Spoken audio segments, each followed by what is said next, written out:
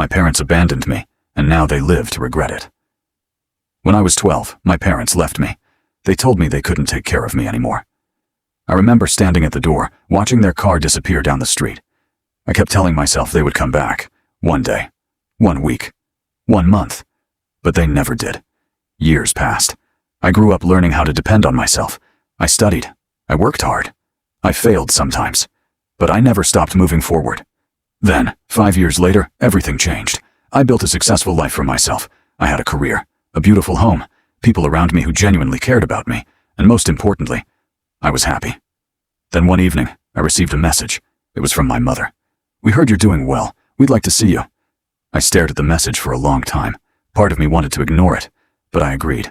When they arrived, they barely recognized me. My father looked around my home and smiled. He said, "Son, we've always known you would become something great." I looked at him. Then I quietly said, "No, you didn't."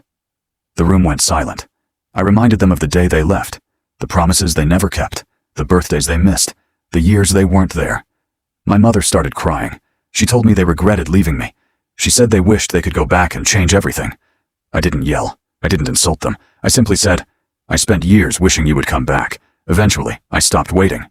They wanted another chance, but I had already learned the most important lesson of my life. Sometimes the best revenge isn't making someone suffer.